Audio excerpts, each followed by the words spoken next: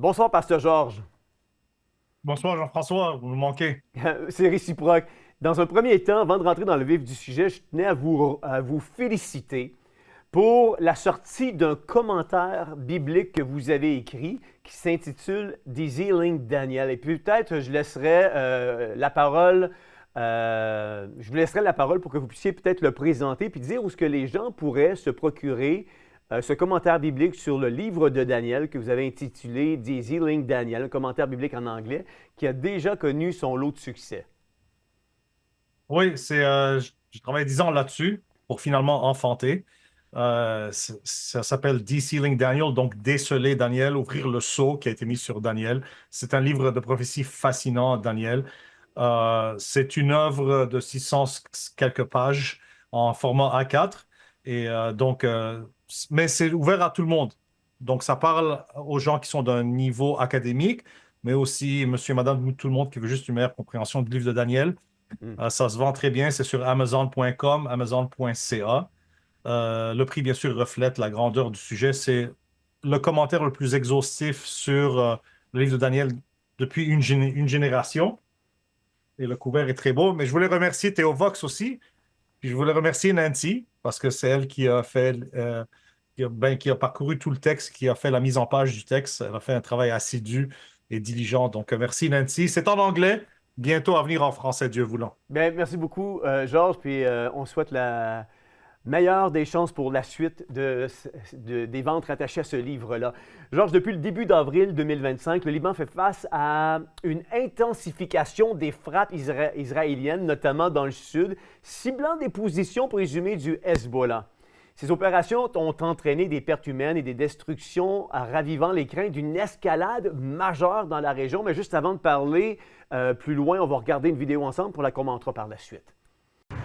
Selon la chaîne du Hezbollah Al-Manar, la frappe a ciblé les 3 derniers étages de cet immeuble résidentiel situé dans la banlieue sud de Beyrouth, fief du mouvement chiite libanais pro-iranien. Une frappe ciblée donc, et puissante. Ma femme, mes petits-enfants et moi étions endormis et nous nous sommes réveillés en pensant que le bâtiment s'était effondré, car la moitié était déjà détruite. Nous avons commencé à courir. Les escaliers étaient couverts de poussière, nous ne pouvions pas descendre pour atteindre la rue. Il est environ 3h30 du matin lorsque l'aviation israélienne passe à l'action sans avertissement. Quelques minutes plus tard, l'armée israélienne annonce avoir visé un responsable du Hezbollah, une information confirmée ce mardi par le chef de la diplomatie israélienne.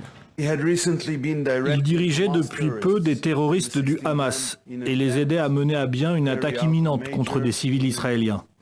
Ce terroriste représentait une menace réelle et immédiate, ce que nous appelons une bombe à retardement. Nous devions donc éliminer la menace. La cible, tuée, s'appelait Hassan Der, selon l'armée israélienne. Responsable adjoint du dossier palestinien, il vivait dans cet immeuble et se trouvait chez lui avec sa famille, affirme une source anonyme proche du Hezbollah. Son fils serait également mort dans la frappe. Nous ne voulons pas la guerre, soyons clairs, le Hezbollah ne veut pas la guerre. Mais en même temps, si la guerre lui est imposée, et cela dépend de l'esprit et du langage de l'ennemi israélien, le Hezbollah est en état d'alerte pour dissuader toute agression. Le président Joseph Aoun, lui, appelle les alliés du Liban à soutenir son droit à une pleine souveraineté. C'est la 2e fois en 4 jours que la capitale libanaise est visée. Vendredi, pour la première fois en 4 mois de trêve, Israël a bombardé la banlieue sud de Beyrouth après un appel à évacuer. Une riposte à des tirs de roquettes non revendiqués contre son territoire, le Hezbollah affirmant n'avoir aucun lien avec ces tirs. Pasteur Georges, croyez-vous réellement que le Hezbollah ne veut vraiment pas la guerre? Présentement, ils ne veulent pas la guerre parce qu'ils savent qu'ils sont incapables de guerroyer contre Israël.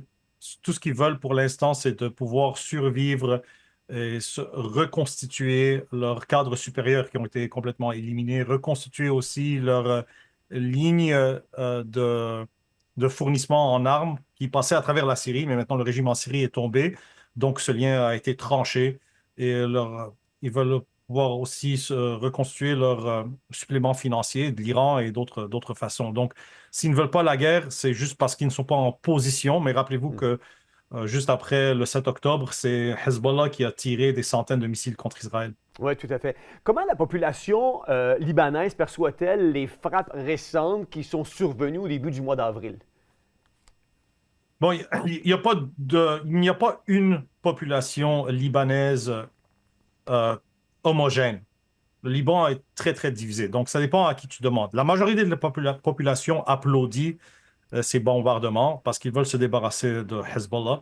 Donc, si tu parles à des Libanais musulmans sunnites, ils invitent ces attaques israéliennes contre les attaques de Hezbollah. Si tu parles aux chrétiens nominaux, donc maronites, catholiques, orthodoxes, je parle encore généralement, la plupart sont pour ça. Même l'armée libanaise et l'État libanais font un clin d'œil à l'armée israélienne parce qu'ils ne veulent pas être eux-mêmes ceux qui vont étendre la main pour désarmer Hezbollah. Donc, ils laissent Israël faire la job pour eux-mêmes. Ceux qui ne veulent pas ces frappes israéliennes, c'est les chiites, mais qui sont divisés en deux. Il y a des chiites qui sont anti-Hezbollah parce qu'ils en ont marre. Ils voient ce que Hezbollah a amené à leur populace et à leur nation. Mais c'est sûr que les chiites qui dépendent de Hezbollah d'un point de vue, ou bien qui suivent Hezbollah théologiquement, ou bien qui en dépendent financièrement, c'est sûr qu'ils ne veulent pas voir Israël riposter. Mais vous, Georges, Pasteur Georges, vous êtes natif de là-bas. C'est quoi votre position par rapport à Hezbollah? Est-ce que vous êtes pour ou contre Hezbollah? Mais je suis contre, non seulement contre Hezbollah, je suis contre le principe qui est n'importe quelle entité non étatique, qui est le cas de Hezbollah, qui est armée, mais à but de guerroyer au nom du Liban et de nous entraîner dans des guerres. Cela se passe depuis les années 70. D'abord, c'était les Palestiniens qui étaient un groupe armé au Liban avec Yasser Arafat. Et ils ont utilisé le Liban comme une plateforme d'attaque contre Israël. On en a payé le prix. La même chose se passe aujourd'hui avec Hezbollah.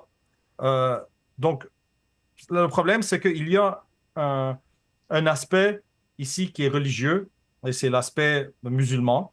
Dans l'islam est une idéologie non seulement théologique, mais politique aussi. Donc, ils croient qu'ils doivent dominer les gens autour d'eux à force d'armes. C'est pour ça que le drapeau de Hezbollah manifeste une mitraillette sur son drapeau. Donc, est-ce que je suis contre? Oui. Pourquoi? Parce qu'ils ont utilisé cette mitraillette non seulement contre Israël, mais ils ont utilisé cette mitraillette contre le reste des Libanais pour dominer les Libanais et leur enlever leurs droits et leur représentation politique dans le Parlement libanais. Donc, je suis contre le Hezbollah dans cette position, comme que je serais contre n'importe quel autre joueur non étatique, chrétien pourrait-il être, si, je dis bien si, c'est pour ôter les droits aux autres et pour dominer les autres. Malheureusement, si tu ôtes les armes à une secte libanaise, l'autre secte qui est armée va toujours la dominer. Oui, c'est une réalité. C'est quoi, Pasteur Georges, les implications de ces événements pour la stabilité du Liban? Parce qu'on voit que présentement, le Liban est très fragile. Ce qui a déstabilisé le Liban de nos jours, avant, c'était les sunnites qui supportaient les Palestiniens avec Yasser Arafat. De nos jours, c'est l'Iran, parce qu'ils rêvent de recréer un croissant chiite, donc dominer tout ce qui vient de l'Iran jusqu'à la Syrie, jusqu'au Liban, pour attaquer Israël et être l'ancien empire perse. C'est Hezbollah qui a déstabilisé la région. Donc, éliminer Hezbollah, éliminer les joueurs non étatiques égale plus de stabilité parce que de nature, un joueur non étatique va toujours prendre des risques qu'un État ne peut se permettre de prendre. C'est pour ça qu'on n'a jamais vu l'armée libanaise comme telle, du moins depuis 1947, attaquer Israël, mais on voit Hezbollah attaquer Israël. Donc, éliminer tout joueur non étatique armé va conduire vers une plus grande stabilité pour que l'État libanais puisse avoir le monopole sur la farce armée et le monopole sur les décisions qui reviennent à guerre ou non-guerre. Ce sont des décisions qui doivent être faites au niveau de l'État et non au niveau de factions ou de sectes, assumant que l'État est assez fort et assez paisible pour garantir les droits de toutes les sectes qu'il représente. Le problème qu'au Liban, c'est qu'on est tellement petit comme pays, on est tellement fragile comme pays, on est tellement divisé comme pays, que même si tu donnes à l'État le monopole des armes, l'État lui-même n'est pas capable de garantir aux sectes leur sécurité. C'est la raison pour laquelle les sectes vont toujours être à la recherche d'armes. La différence, c'est que les chrétiens vont être à la recherche d'armes pour se protéger au Moyen-Orient, tandis que les joueurs islamiques vont être à la recherche d'armes pour pouvoir dominer leurs voisins. Donc, la meilleure chose pour nous, de mon point de vue, c'est que Israël soit le joueur dominant dans la région. Vous le voyez maintenant, par exemple, c'est Israël qui garantit la survie des Druzes au sud de la Syrie. Et c'est Israël qui pourrait garantir la survie des chrétiens au Moyen-Orient. Un Israël puissant et fort dans la région égale stabilité. Un Israël faible égale déstabilité. N'en croyez pas à mes paroles, juste regardez l'histoire des dernières 50 années au Moyen-Orient. Le fait que Hezbollah ne peut plus nécessairement s'approvisionner en armement dû au fait que la Syrie a été coupée pour le trafic d'armes au sein d'Hezbollah, est-ce que cela, selon vous, avantage Israël et donne une motivation à Israël d'aller jusqu'au bout, jusqu'à éliminer le Hezbollah pour assurer une certaine stabilité au Liban? Ça pourrait leur ouvrir la porte. Pour l'instant, si vous voulez aller jusqu'au bout, ils iraient. Pour l'instant, ils attendent de voir. Ils donnent la chance au président Joseph Aoun et à l'État, au Parlement libanais, de désarmer Hezbollah lui-même. Faute de quoi, Israël va peut-être aller jusqu'au bout pour éliminer Hezbollah complètement. Ça avantage le Liban parce que c'est cet approvisionnement par la Syrie qui alimentait en armes et aussi en drogue, en passant, et en finance le Hezbollah. Donc, c'est un autre avantage aussi comme pays pour notre propre sécurité et stabilité. Ouais. On sait que ces développements soulignent la fragilité de la situation au Liban et la nécessité d'une attention internationale accrue pour prévenir une escalade. Le Hezbollah, acteur majeur au Liban, est au centre des tensions actuelles. Ses activités militaires et politiques influencent fortement la dynamique régionale, notamment dans le contexte des affrontements avec Israël. Et ce qu'on entend dans les médias n'est pas nécessairement ce qui se passe sur le terrain. J'ai préparé une vidéo pour vous, à Pasteur Georges. On la regarde et on la commente par la suite.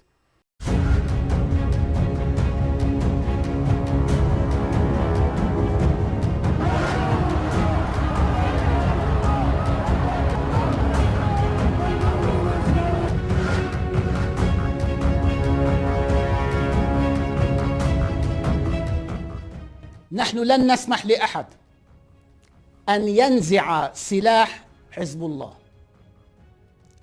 أو أن ينزع سلاح المقاومة، لأنه حزب الله مقاومة واحد. فكرة نزع السلاح بدكم تشيلوها من القاموس. لن نسمح لأحد أن ينزع سلاح المقاومة. هذا السلاح دعامة للمقاومة. هذا السلاح هو الذي أعطى الحياة والحرية لشعبنا. هذا السلاح هو الذي حرر وطننا وحمى سيادته.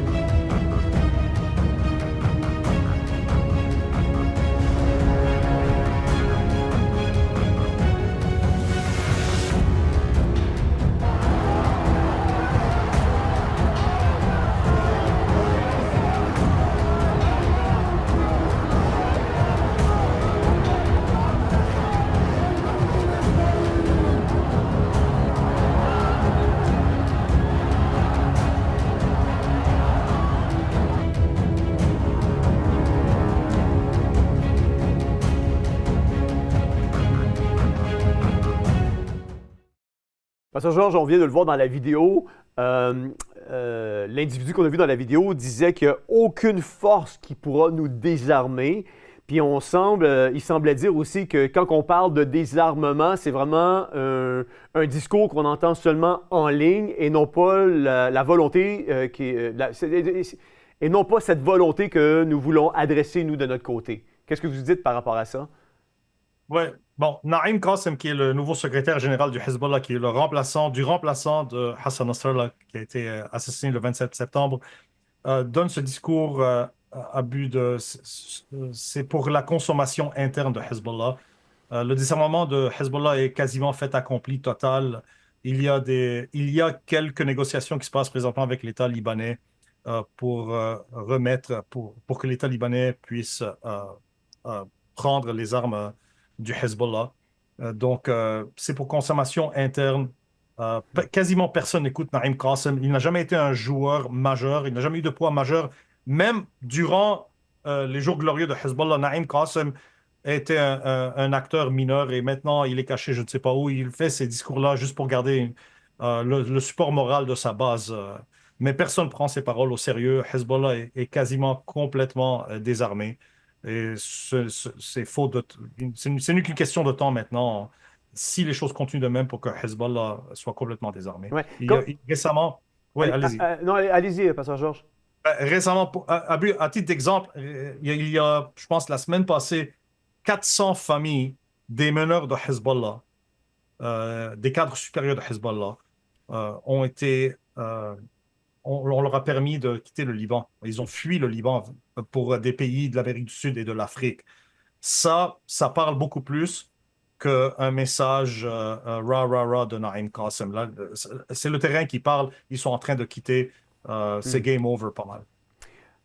La complexité des relations entre le Hezbollah, l'État libanais et les acteurs régionaux nécessite une analyse évidemment approfondie pour comprendre les enjeux de sécurité et de gouvernance.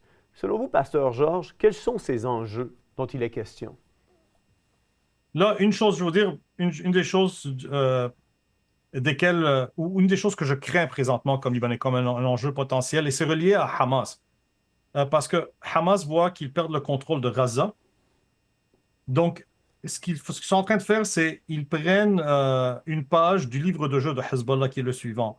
C'est que oui, on va céder le contrôle de Gaza à un gouvernement de technocrates, d'accord, pour la paix, mais sur le terrain, il demeure un groupe armé. C'est la raison pour laquelle ils ne veulent pas remettre leurs armes en échange pour un traité de paix avec Israël. Parce qu'ils veulent garder les armes. Ils savent que ces armes sont inutiles contre Israël, mais ils ont besoin de ces armes pour garder le contrôle de Gaza. Et on va revenir à des guerres guérilla depuis Gaza jusqu'en Israël. Donc, une des choses à laquelle ils pensent, c'est de rejouer ce modèle, mais au Liban. Maintenant que Hezbollah, qui est chiite, a disparu, on va revivre peut-être les années 70, dans lesquelles on aura maintenant un groupe musulman, mais sunnite, avec Hamas qui se reconstitue dans le Liban, qui laisse le Liban gérer la diplomatie et l'image du Liban aux yeux des États. Oui, le Liban a un parlement, mais nous demeurons un groupe armé et là, on pourra attaquer Israël d'à partir du sud du Liban. Et à chaque fois, c'est ce qui nous entraîne à chaque fois vers une guerre destructive pour le Liban. Israël qui va frapper ceux qui la frappent et nous sommes victimes comme effet secondaire de ces guerres-là. Assez, c'est assez. L'enjeu pour nous, c'est que le Liban puisse avoir souveraineté totale sur son territoire, ou du moins, une des choses à laquelle on parle maintenant au Liban, c'est une chose que les chrétiens, un plan que les chrétiens, ça fait une centaine d'années que nous proposons, même avant la création de l'État moderne du Liban, c'est que nous sommes une minorité entourée d'une majorité démographique musulmane et armée. L'État central libanais ne pourra jamais nous protéger. Ce qu'on peut faire, c'est qu'on va diviser le Liban comme État fédéral et en 4 républiques, donc une république chrétienne, une république sunnite, une république chiite et une république druze. Chaque république est armée, chaque république a son président, mais représenté par un gouvernement fédéral. Donc, on maintient quand même une sorte de souveraineté sur notre territoire, un peu comme le système canadien. Ça, c'est l'enjeu. On discute maintenant vraiment de reformuler complètement la structure même politique, de la représentation politique au Liban. Quelles sont les chances de voir ce scénario-là prendre place? Je vous aurais dit il y a 2 ans, quasiment rien. Mais après, dans chaque chaos, toujours, il y a une chance au moins de rebâtir les choses un peu différemment. J'espère qu'on a appris que le Liban ne peut pas survivre selon la formule qu'on a depuis des années. Moi, j'ai à cœur, j'aime tout le monde. Je crois que le Liban, juste pour être clair, le Liban est pour le sunnite, il est pour les chiites, il est pour les druzes et il est pour les chrétiens. Mais c'est les chrétiens qui sont en danger parce qu'ils sont la minorité. Que Dieu nous permette un petit coin dans le Moyen-Orient dans lequel nous pourrions vivre en paix une fois pour toutes. Et c'est ça que je prie pour les chrétiens du Liban. Ouais. Dans un contexte, Pasteur Georges, des tensions accrues, le rôle des leaders religieux au Liban est crucial pour promouvoir la paix et la cohésion sociale. Le dialogue interconfessionnel peut servir de pont entre les communautés, contribuer à la stabilité du pays. On vient d'en parler, mais je voudrais qu'on puisse regarder une courte vidéo, puis on commentera celle-ci par la suite. Notre éditorialiste Slimane Zeguidour nous a rejoint. Bonsoir Slimane. Bonsoir. 50 ans après, le Liban est loin d'être apaisé. Oui, c'est le moins qu'on puisse dire. Donc, en 1975, la guerre civile éclate. On l'appelle guerre civile par commodité. En fait, c'était une guerre entre Libanais, mais qui était financée par les puissances alentours, par Israël, par les pays du Golfe, par la Syrie, mais aussi, on est en pleine guerre froide, par les Soviétiques, par les Américains. C'était une guerre comme des poupées russes. Il y avait des guerres à l'intérieur des guerres. On a vu l'invasion israélienne de 82, l'évacuation des combattants de l'OLP. Ensuite, les Libanais se sont retournés contre eux-mêmes. On a vu des combats entre chiites et druzes, entre musulmans, sunnites et chiites, et à la fin, entre chrétiens entre eux. Chrétiens, maronites, catholiques entre eux. Finalement, la guerre s'est terminée en 90, mais le Liban a perdu une chose énorme pendant ces 15 ans. C'est sa classe moyenne, qui était la plus créative, la plus dynamique. Les universités libanaises, les maisons d'édition libanaises arrosaient tout le monde arabe par des ouvrages de qualité, des traductions de première main. Tout cela est parti. Et qu'est-ce qu'il en est resté ?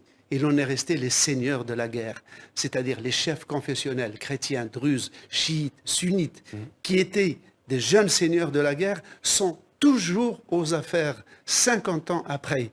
On ne peut pas les nommer, ils sont connus. C'est cela le malheur du Liban, c'est-à-dire des seigneurs de la guerre qui jouent sur l'identité confessionnelle, alors que le Liban est le seul pays arabe qui n'a qu'une seule langue. Toutes les communautés libanaises ont pour langue maternelle l'arabe. C'est un des pays, paradoxalement, les plus homogènes en termes de niveau de vie, en termes de langue et de culture. Pasteur Georges, sommes-nous en train de revivre les 15 ans du guerre que le Liban a vécu dans le passé?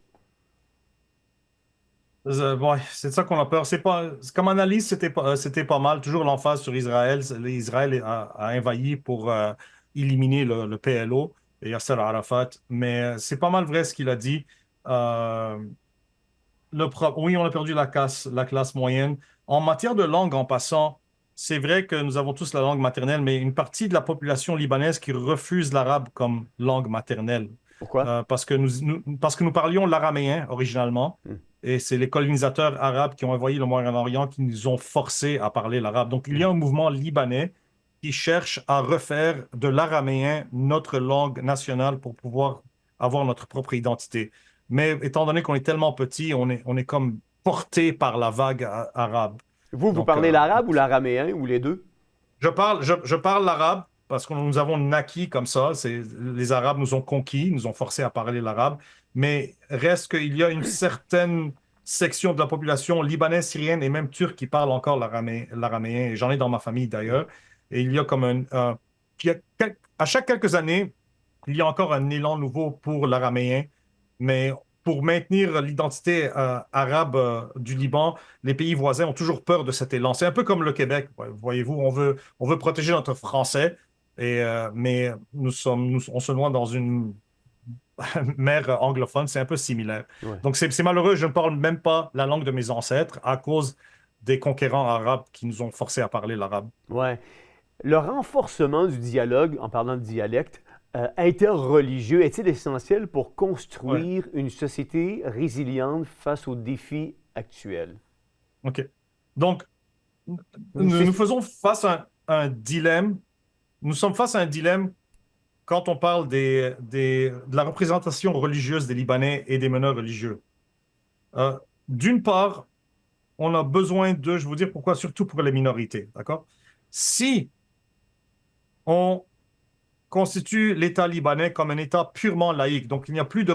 La manière que le Parlement libanais fonctionne, c'est qu'il y a une représentation parlementaire selon les sectes religieuses. Donc, chaque secte religieuse, je pense qu'il y en a 17 ou 18 qui sont officiellement reconnues, dont israélites en passant, a le droit à un certain nombre de députés dans le Parlement, de 128 membres du Parlement. D'accord? Alors, il y a des voix, depuis des années, qui disent « Éliminons cette identité confessionnelle, soyons un État laïque. » Mais si tu fais ça, étant donné que les chrétiens qui étaient majoritaires démographiquement sont maintenant minoritaires, La famille chrétienne, d'habitude, moyenne, va avoir 2 enfants et va tout mettre pour bien éduquer ses enfants, pour donner la meilleure vie possible à ses 2 enfants.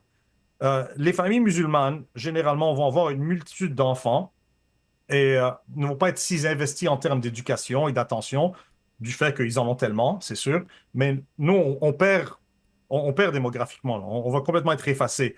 Donc, ce qui arrive, c'est que nous n'aurons plus de représentation dans le Parlement libanais.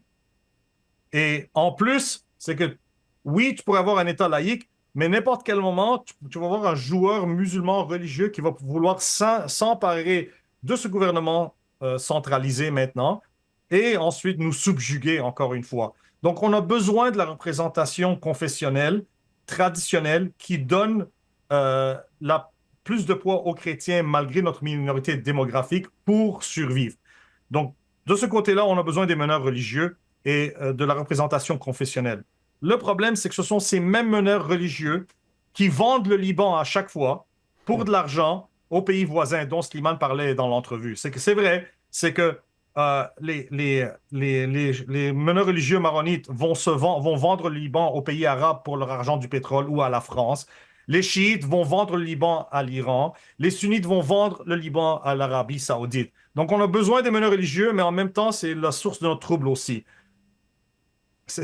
Je suis ambivalent face à eux et c'est malheureux d'être dans cette situation. Véritablement, je ne sais pas quelle est la solution.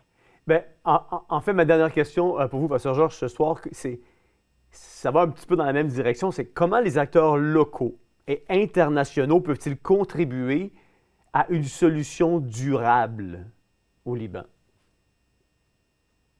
Est-ce que ce que vous avez évoqué précédemment avec les 4, oui, je vais appeler ça les 4 provinces, est la meilleure des solutions selon vous ou il y aurait d'autres solutions à envisager?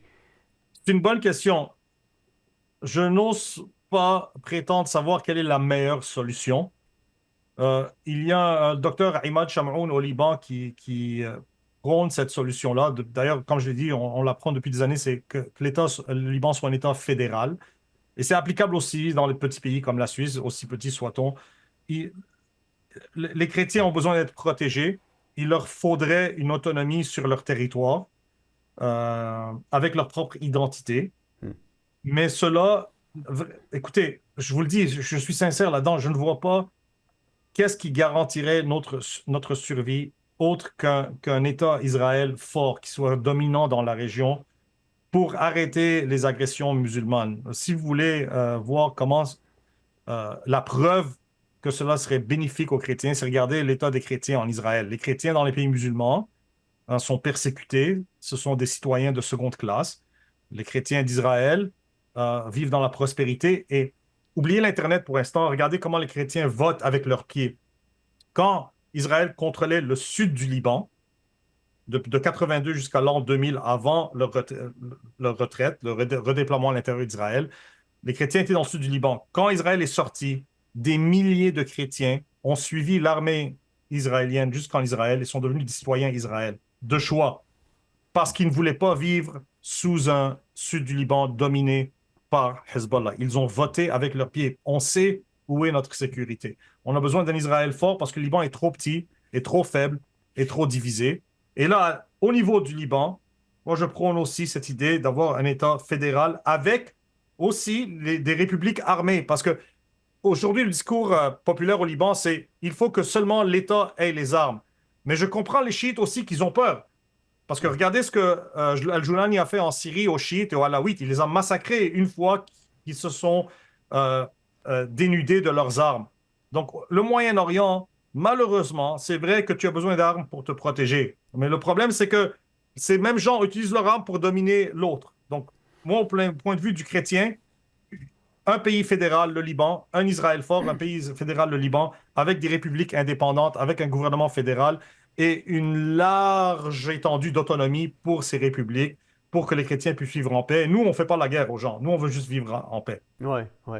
Bien, merci beaucoup, Pasteur Georges, d'avoir été avec nous ce soir, d'avoir fait la lumière sur les récentes frappes et sur ce qui se passe présentement au Liban. On va suivre la situation de près de notre côté, puis on vous aura certainement dans les prochaines semaines pour venir nous faire, comme vous avez fait aujourd'hui, une mise à jour, une mise à niveau de tout ce qui se passe là-bas. Merci beaucoup. Alors, ça me ferait plaisir, que Dieu vous bénisse. Vous aussi. Vous savez, au cœur des tensions, des milices et des ambitions politiques, une chose devient claire. Ce n'est ni par la force, ni par la stratégie humaine qu'un peuple est véritablement restauré. C'est le cœur de l'homme qui doit être transformé. Là où le monde promet la paix sans jamais la tenir, l'Évangile offre la paix durable, enracinée dans la vérité et la justice. Et si l'heure était venue pour les chrétiens de reprendre leur place dans l'espace public, non pour fuir la politique, mais pour y incarner la lumière du Seigneur Jésus-Christ.